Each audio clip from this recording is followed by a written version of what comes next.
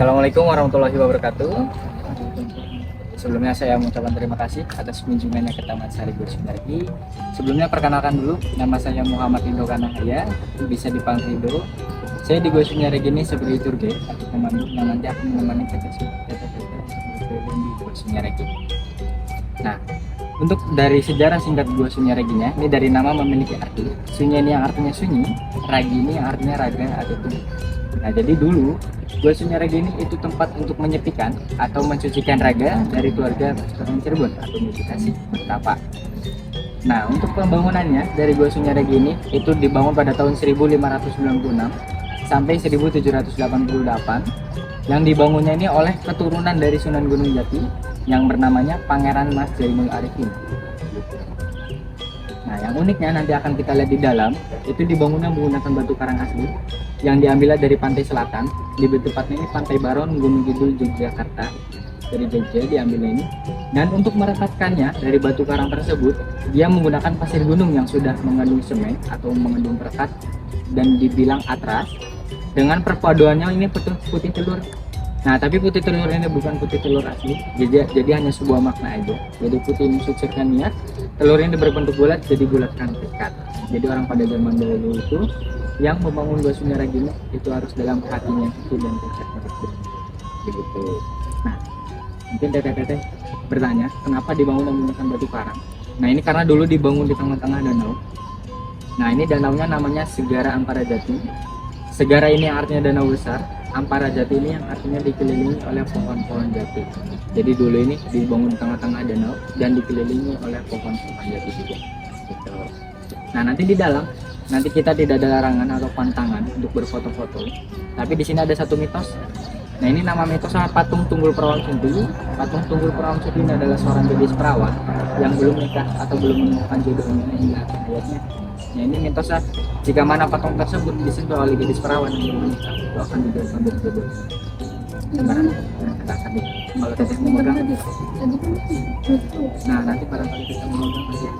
Barangkali tadi udah keliling di dalam udah megang, aduh. Nanti ada di dalam patungnya itu. Nah, itu sejarah singkat dari Gua Sunaregi. Nah, ini di depan kita, ini ada gedung. Ini adalah bangunan termudanya. Ini namanya Gedung Pesanggerahan atau Pendopo. Jadi ini dibuat pada tahun 1848. Yang dibangunnya ini oleh Ibunda Ratu Adima. Nah, ini dulu fungsinya Gedung Pesanggerahan ini untuk tempat beristirahatnya dari keluarga Kesultanan Cirebon. Jadi pada saat berkunjung ke Gua Sunaregi, keluarga Kesultanan Cirebon itu dia beristirahatnya di sini, di Gedung Pesanggerahan ini, atau kayak zaman sekarang kayak villanya. Nah, kalau kita bisa lihat juga, ini ada 3 unsur pembangunan, ada dari Belanda, Cina, sama Jawa. Nah, kalau dari Belanda dari pilar-pilarnya, kalau untuk dari Jawa dari pintu, jendela sama atapnya. Nah, kalau untuk dari Cinanya sendiri itu dari ujung atapnya yang runcing seperti itu. Nah, ini dari Gedung Pesanggerahan. Nah, kita masuk sebelah sini. Kita lihat duduk di dapur sini, difilter dan disaring lalu dialirkan ke seluruh gua yang ada di dalam. Nah, jadi nanti di dalam itu kita bisa masuk ke dalam guanya. Nanti di dalam itu akan merasakan perkara pakai AC.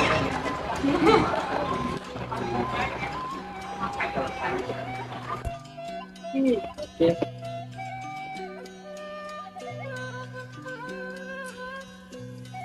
Kita udah jadi ada di area tengahnya atau area intinya. Oke. Cukup. Kan dalam bahasa Jawa yang artinya itu dapur. Nah, ini fungsinya ini bukan untuk memasaknya, tapi untuk menyimpan makanan-makanan. Jadi yang udah siap saji.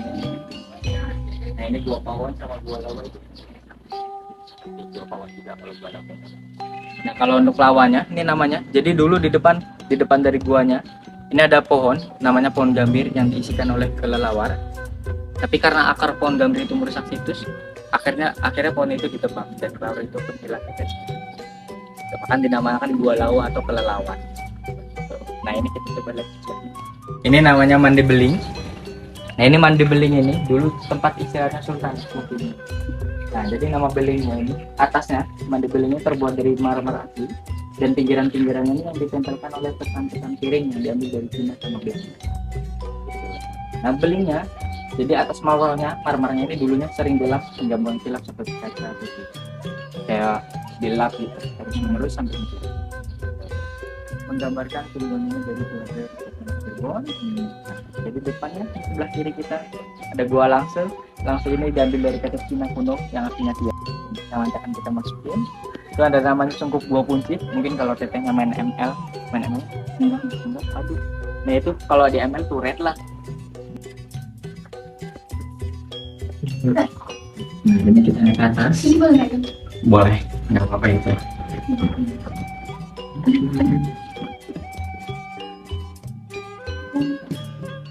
Oke, nah kita kesini dulu bentar. Nah ini dulu prajuritnya dia bersemedi di sini.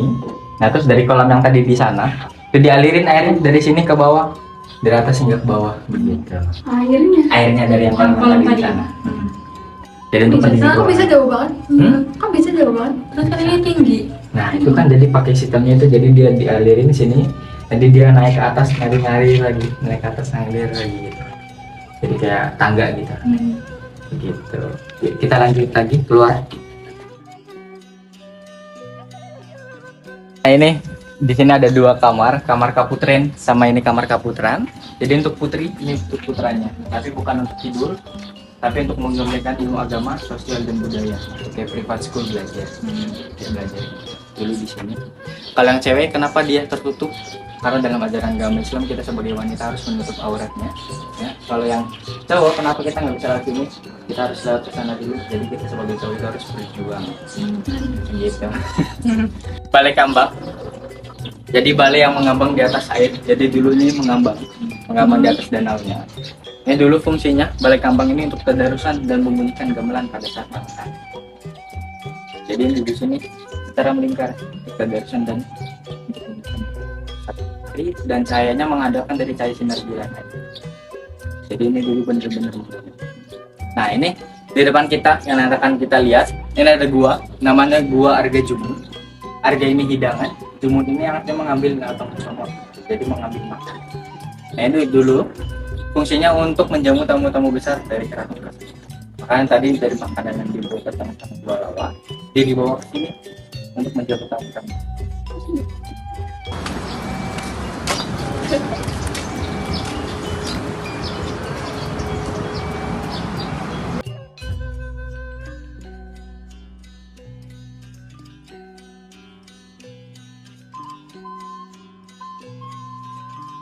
Nah ini kebetulan dari Arga Jumut ini itu pernah dibom oleh Belanda pada tahun 1790. Makanya bangunan Jumut ini.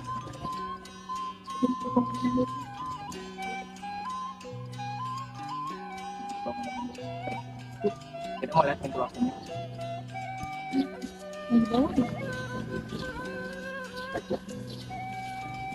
Pokoknya abadi. Jadi dulu para sultan ini bersemedi di dalamnya untuk melanggengkan atau mengabadikan jabatannya untuk dirinya sendiri atau kayak cita-cita yang belum tercapai. Nah kalau sekarang mah mungkin barangkali ada yang mau langgeng sama cowoknya mau silakan. Gimana caranya? Nah ini bersemedi di dalamnya tuh. Nggak bisa.